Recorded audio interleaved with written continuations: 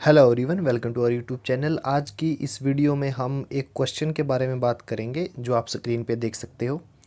ये एनालॉजी का क्वेश्चन है, सादृश्यता परीक्षण का।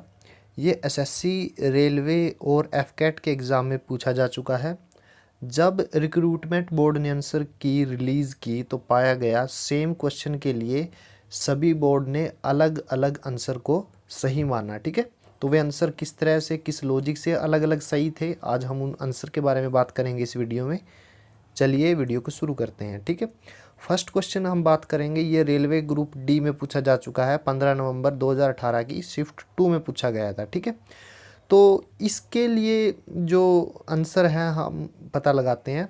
अब इसके लिए मैं क्या करता हूँ, प्रश्न आकृति में मैं ए बी सी और डी मार्क कर लेता हूँ। ठीक है, एनालॉजी यानी सादृश्यता परीक्षण में होता क्या है, फर्स्ट 2 फिगर में हमें रिलेशन निकालनी होती है और उस रिलेशन के आधार पे हमें क्वेश्चन फिगर को ढूंढना होता है जो उत्तर आकृतियों में दिया हुआ है। ठीक है, तो रेलवे ग्रुप डी ने इसमें सही आंसर किस लॉजिक के आधार पे निकाला। उन्होंने क्या कहा कि जो ए और बी में आप देख सकते हो नीचे की साइड सेम है, तो नीचे की साइड एज इट इज़ रखी।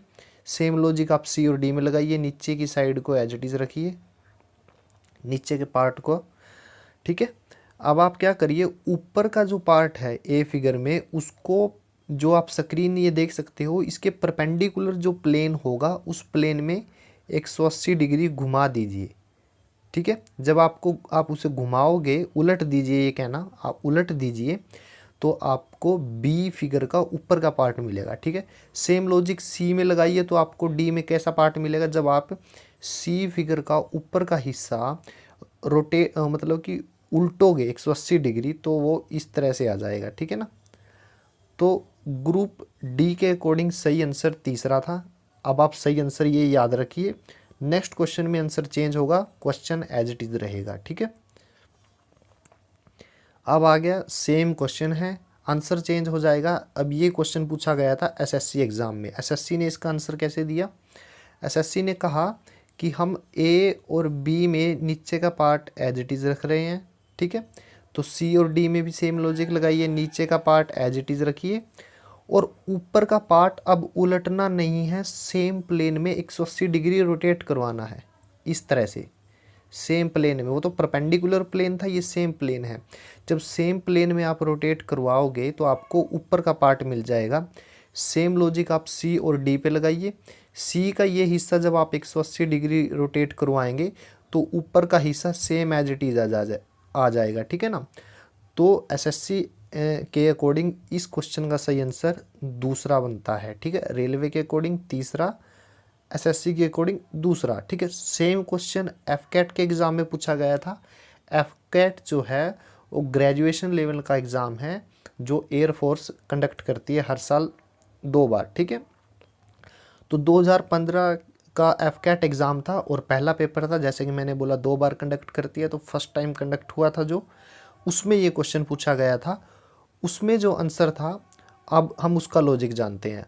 उसमें क्या था, पहले और दूसरे फिगर में क्या रिलेशन है, नीचे वाला पार्ट ऊपर रखा गया है।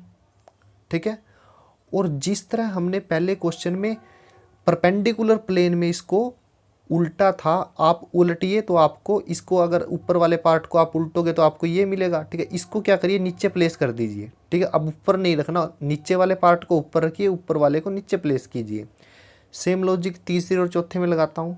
नीचे वाले को मैं ऊपर प्लेस करता हूँ तो नीचे वाला पार्ट इस तरह से था।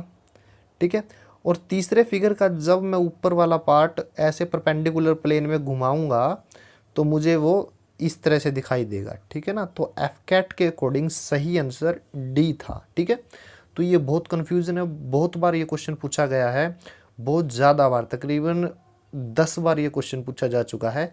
3 बार अलग अलग में ये मैंने आइडेंटिफाई किया है, तीनों में इनका अलग अलग आंसर है। ठीक है, तो बहुत बड़ा कन्फ्यूज़न है। अब ये डिपेंड करता है रिक्रूटमेंट बोर्ड पे कि रेलवे, एसएससी या फिर कहीं भी ये क्वेश्चन पूछा जाए तो उनके अकॉर्डिंग आंसर वे क्या मानते हैं। ठीक है, तो आज की इस वीडियो में बस इतना ही, धन्यवाद।